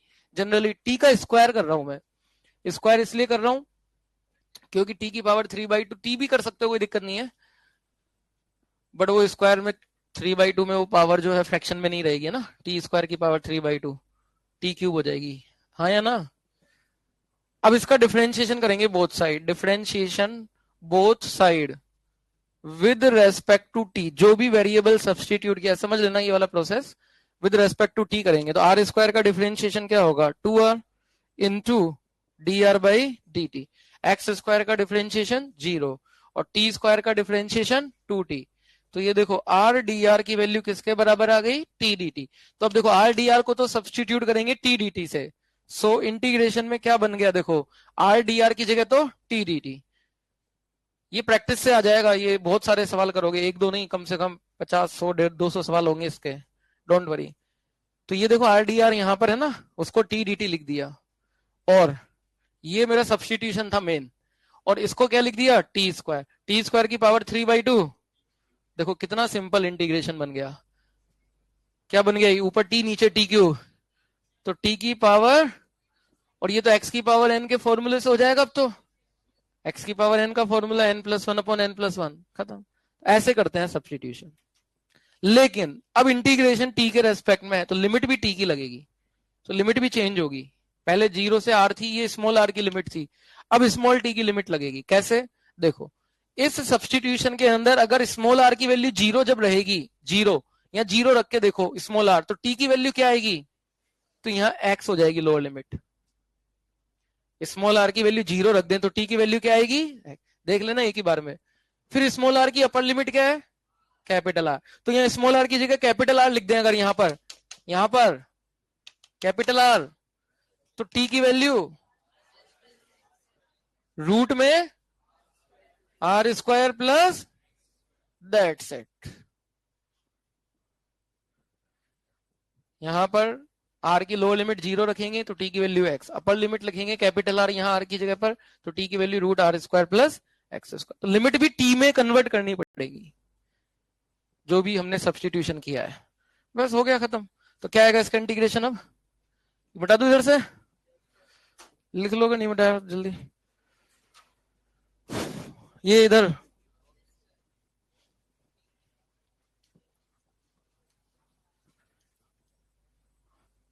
सो इसका इंटीग्रेशन क्या आएगा, देखो फटाफट, टी की पावर -2 का इंटीग्रेशन, टी की पावर -2 का n+1 -2+1 अपॉन -2+1, यानी टी की पावर -1 अपॉन -1, लिमिट x से आर स्क्वायर, -1 को बाहर ले लेते हैं, टी की पावर -1 को 1/t लिख दें, फिर लिमिट लगा दे इसमें 1/t, टी की जगह upper limit minus lower limit, minus को अंदर ले जाए तो 1/x आर स्क्वायर। ये है इंटीग्रेशन इसका, किसका, ये वाला, इसको आई माना था, तो इसको आई को वापस सब्स्टिट्यूट कर दें तो ई क्या आ गया, so what will be e, e क्या था अपना के, के को मैं देखो 4 पाई एप्सिलॉन नॉट लिख सकता हूं क्या, सिग्मा 2 पाई एक्स, और ये इंटीग्रेशन, और इंटीग्रेशन की वैल्यू कितनी आ रही है, ये 1/x minus r square plus x square, देखो 2 पाई कट गया यहां पर, तो ई बराबर सिग्मा अपॉन नीचे में बचा 2 एप्सिलॉन नॉट, और ये एक्स को भी मैं अंदर ले जाता हूं, तो x/x 1 minus x root over r square plus x. This is the final result of electric field. And we have to remember this. ये स्टैंडर्ड है डिस्क का electric field.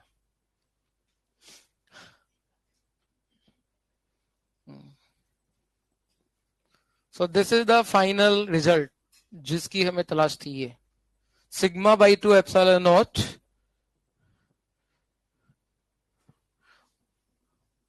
Multiply by 1 minus x upon root r square plus x square. थोड़ा बड़ा सा दिख रहा होगा but ये हो जाएगा याद।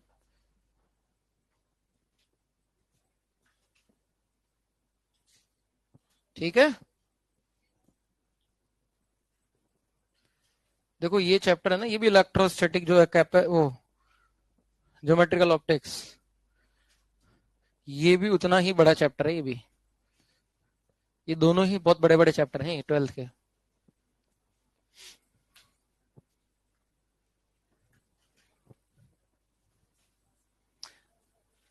जल्दी से लिख लो इसको, इसके बाद वायर और बस लास्ट, हाँ, और स्फीयर।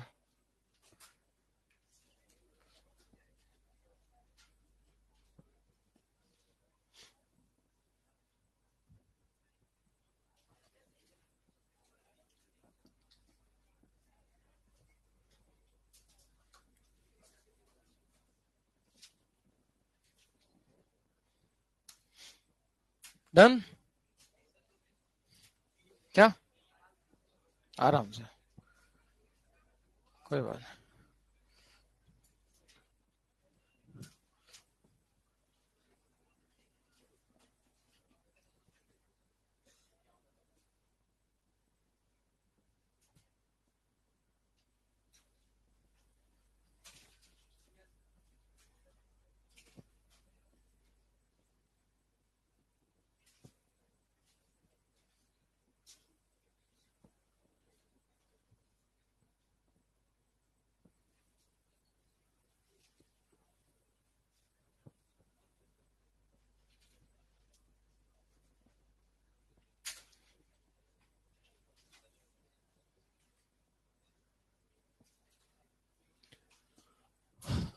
ये इंटीग्रेशन समझ में आया, कुछ कुछ कैसे किया है मैंने बताया, ये इंटीग्रेशन अपन मैथ्स में आगे करने वाले हैं। अभी तो समझ में आ गया ना कैसे किया किया है, बट ये चीज क्या सब्स्टिट्यूट करना है, ये ऐसे है ना, हजारों सवाल करने वाले हैं, तो ये बहुत इजीली पता चल जाएगा, बहुत सारी प्रैक्टिस जब होगी। ठीक है ना, बता दूं अब तो।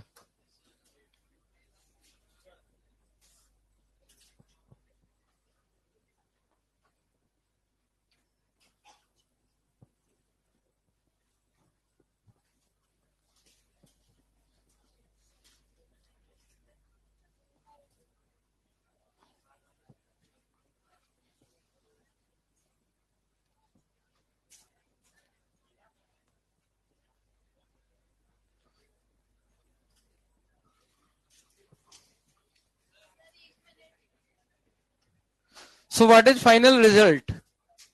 Final result of disk. Final result is E is equal to sigma by 2 epsilon naught 1 minus, इसको अपन ऐसे भी लिख सकते हैं, कैसे, देखो इधर ये डिस्क है, ये इसका एक्सिस है, ये पॉइंट पी है जहां इलेक्ट्रिक फील्ड लिख रहे थे। अगर मैं बोलूं कि ये जो डिस्क है इसको मैं इसके सरकमफ्रेंस, इसकी जो सरकमफ्रेंस है, इसकी जो रिम है, उसके हर पॉइंट को अगर पी से मिला दूं तो क्या बन गया? ये कौन बन गया? क्या एक बना कि नहीं बना बताओ? ये कौन का जो है वर्टेक्स हो गया, उसका ये हाफ एंगल हो गया वर्टेक्स पर। हो गया कि नहीं हो गया? तो अगर मैं बोलूं कि ये जो कॉस थीटा है वो क्या होगा? कॉस थीटा, इस ट्रायंगल में कॉस थीटा क्या होगा? X upon root r square, यही होगा कि नहीं होगा? तो क्या हम इसको ऐसे भी लिख सकते हैं क्या? Sigma by two epsilon not into 1 minus cos theta, where theta is half angle of the cone. Yes और नो? इस प्रकार भी लिख सकते हैं। This is easy to remember.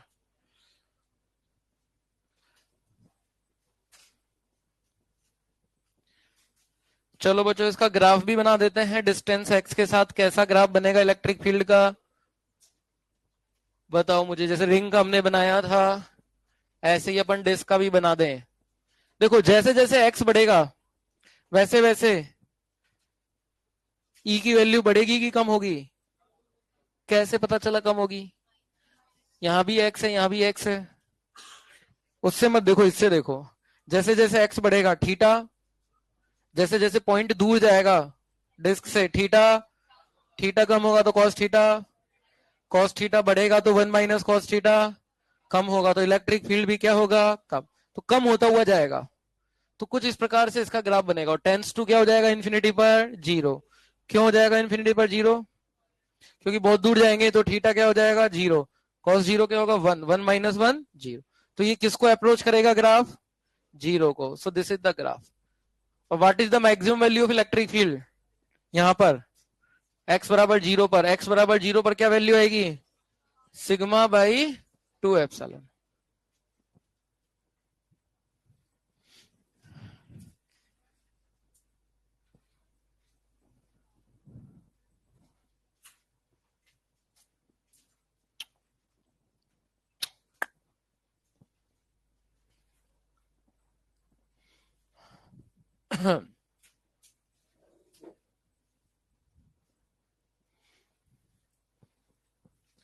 Now let's take next one.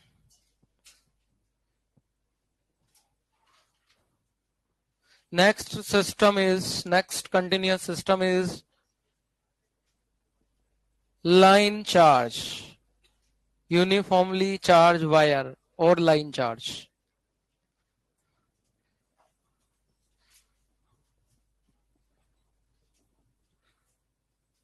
बच्चों नेक्स्ट फोर्थ फिफ्थ जोन सभी है। Electric field next.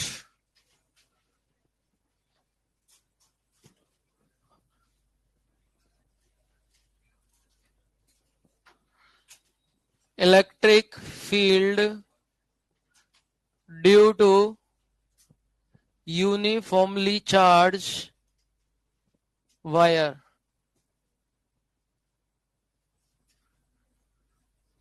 ये सबसे इंपॉर्टेंट है यूनिफॉर्मली चार्ज वायर वाला। देखो,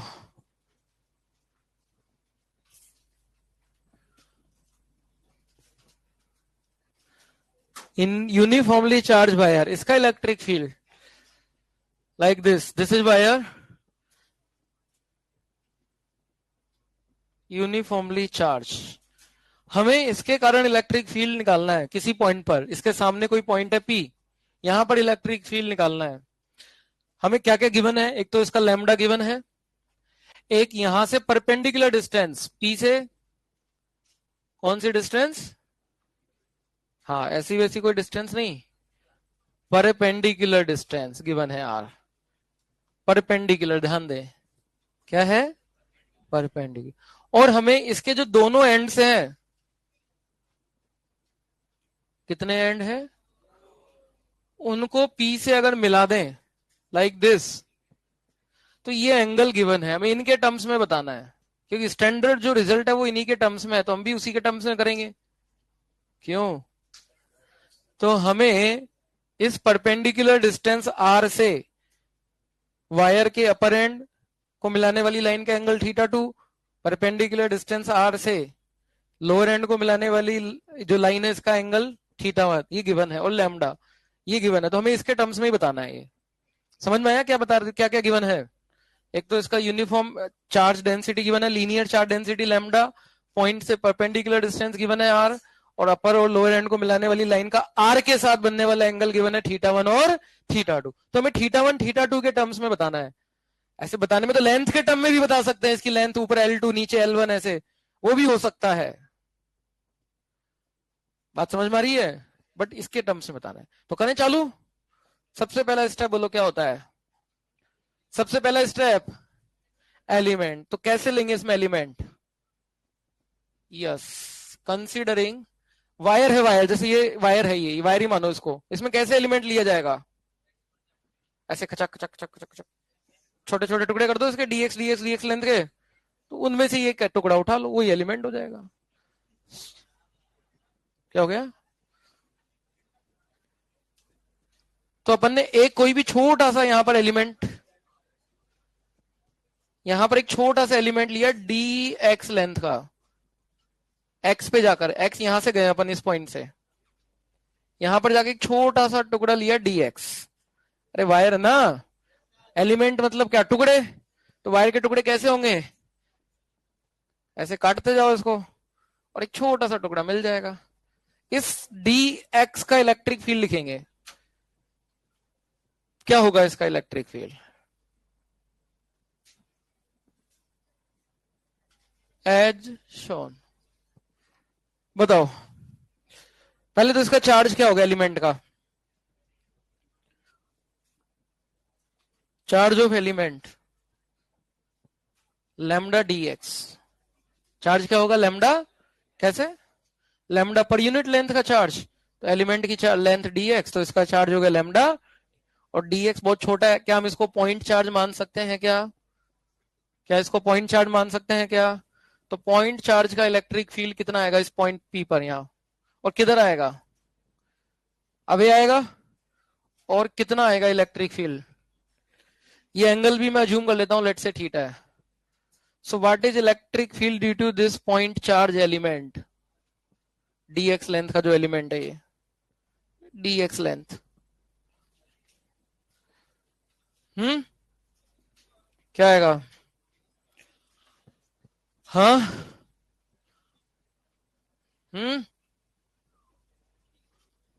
इलेक्ट्रिक फील्ड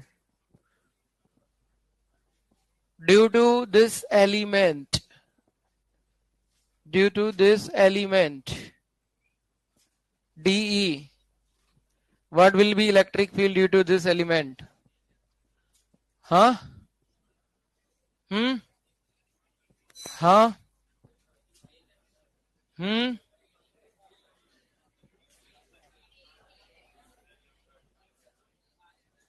के के क्यू आर। क्या आर? ये वाला आर स्क्वायर। तो कौन सा वाला आर? हाँ हाँ ये वाला आर। क्या होगा ये वाला r? R square plus x.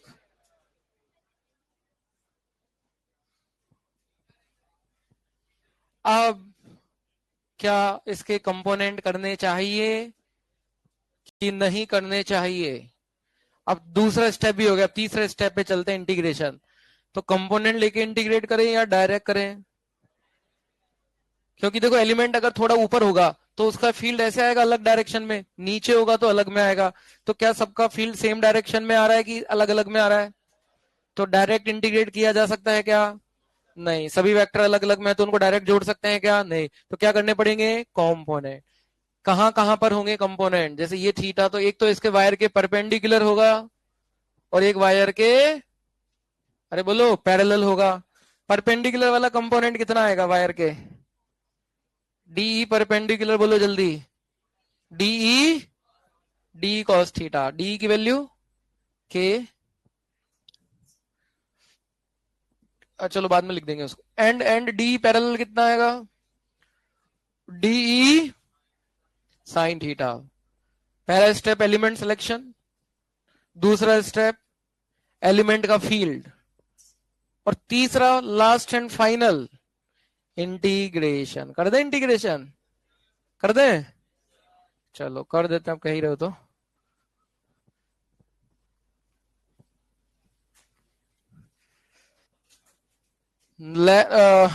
Integration, so integration करेंगे, लेकिन उसके लिए चलो करते हैं।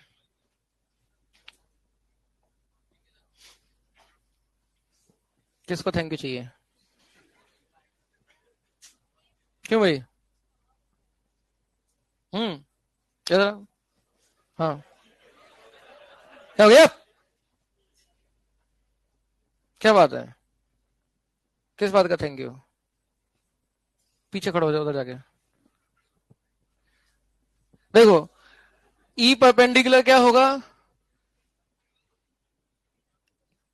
Integration of D perpendicular and E parallel, and E parallel integration of D parallel. पहले ई परपेंडिकुलर का इंटीग्रेशन करते हैं। So next step is integration. Integration, physics is over, now maths only and only maths. We have function and we have to integrate. So what will be d perpendicular? D perpendicular de cos theta. And what is d? What is d? अरे बोलो, k dq upon r square. कितने variable हैं इसमें? कितने variable हैं? एक integration में कितने वेरिएबल आ रहे हैं? दो। एक तो आर, नहीं नहीं आर नहीं, एक्स, क्योंकि जैसे जैसे एलिमेंट चेंज होगा एक्स चेंज होगा ना, और थीटा भी चेंज होगा क्या? तो दो वेरिएबल को क्या एक इंटीग्रेशन में इंटीग्रेट किया जा सकता है क्या? तो इसके लिए हमें एक वेरिएबल को क्या करना पड़ेगा? एलिमिनेट करना होगा। क्या करना होगा? या तो हम आर एक्स को एलिमिनेट करें या थीटा। तो हम किसको एलिमिनेट करेंगे? एक्स को। किसको? हाउ? हाउ? देखो इस ट्रायंगल में देखो, tan theta is equal to x by r. So क्या हम लिख सकते हैं क्या एक्स बराबर आर टेन थीटा? लिख सकते हैं क्या? बट एक्स नीचे ही नहीं है, एक्स ऊपर भी है, डी एक्स। एक्स पूरा ही खत्म करना है हर जगह से, यहां से भी खत्म करना है डीएक्स को भी। अब आपको डीएक्स को कैसे खत्म करें? सो क्या अगर हम इसको डिफरेंशिएट कर दे both side, differentiating both side with respect to theta, तो डीएक्स का डिफरेंशिएशन क्या आएगा? आर टेन थीटा का डिफरेंशिएशन बताएगा कोई? Sec square theta. So what is d x? R sec square theta into d. So let substitute these values into integration. नहीं, cos theta को नहीं करेंगे, एक्स को करेंगे। स्टैंडर्ड रिजल्ट बनाएंगे ना, वो थीटा के टर्म्स में होता है, एक्स के टर्म्स में नहीं होता। ये वाला मिटा दूं क्या इधर से? बस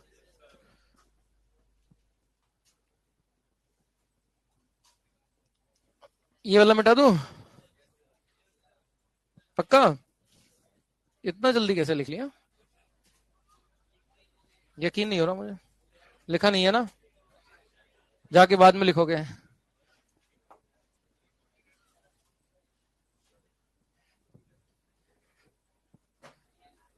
तो ये सब्स्टिट्यूशन करने पर क्या बचेगा मेरे पास? देखो, इस वाले का इंटीग्रेशन कर देता हूं मैं, इस वाले का खुद करके लाना कल पैरेलल वाले का, ठीक है? मैं एक का कर देता हूं भी, फिर इसको फाइनल रिजल्ट बनाएंगे कल। अभी बस इसको इंटीग्रेट कर देता हूं मैं, ठीक है? So what will B parallel perpendicular? के तो बाहर आ गया, लैम्डा भी बाहर आ गया, डीएक्स की जगह पर r sec square theta d theta, और ऊपर में क्या है? Cos theta. नीचे में क्या होगा? आर स्क्वायर, एक्स का square, r square tan square theta. देखो बच्चों, आर स्क्वायर यहां बाहर आ जाएगा, ऊपर एक आर है तो नीचे आर स्क्वायर, और ऊपर एक आर तो नीचे एक आर बचेगा। One plus tan square theta sec square, बचा क्या? Cos theta d theta, that's it. Limit, limit wire मिटा दिया मैंने, लिमिट लगेगी। वायर देख लेना वो कहां गया, मैं इधर बना देता हूं। यहां पर ऊपर वाला जो एंड है थीटा टू एंगल पर है, नीचे वाला एंड है थीटा 1। तो हम थीटा कहां से ले रहे हैं?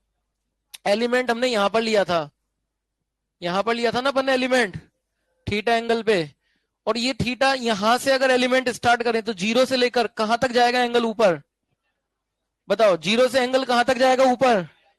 थीटा 2 तक। अगर उधर वाला डायरेक्शन प्लस है तो इधर वाला डायरेक्शन, तो यहां से जीरो से प्लस थीटा 2 तो नीचे की तरफ, जीरो से माइनस थीटा 1, तो पूरा वायर लेना है तो माइनस थीटा 1 से प्लस थीटा 2। समझ में आ रहा है? ये माइनस थीटा 1 से माइनस क्यों लगाया बताओ जल्दी? क्योंकि अगर उधर वाला थीटा प्लस ले रहे हैं क्लॉकवाइज वाला, तो इधर वाला माइनस। क्या आएगा इसका इंटीग्रेशन? कॉस थीटा का क्या आएगा? Sine theta. और साइन थीटा में लिमिट लिखेंगे sine theta 2 minus sign minus theta 1, तो माइनस माइनस प्लस, तो वो हो जाएगा sine theta 2 plus sine theta 1। This is E perpendicular. Parallel वाला खुद से करना और कल बताना मुझे, ठीक है? चलो कर ही देता हूं, बोल ही दिया तो।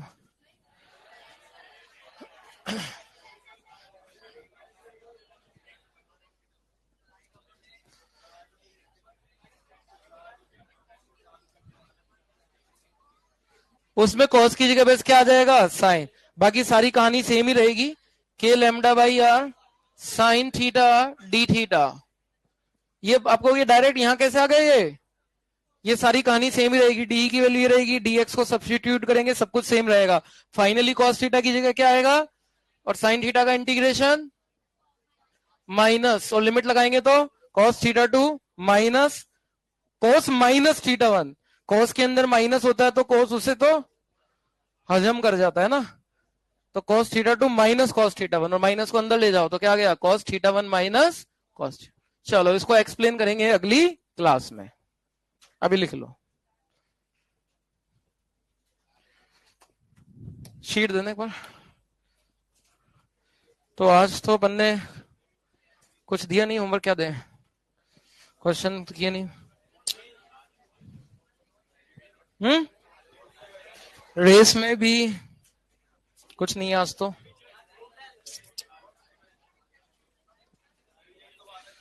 हाँ चलो आज कुछ होमवर्क नहीं दे रहे हैं, है ना? आज अपना जो, अरे अपना जो भी रिवीजन चल रहा है उसको कर लेना ना, क्योंकि टेस्ट आ रहा है ना 15th को। हाँ तो उसके लिए रिवीजन भी तो करना रहता है ना।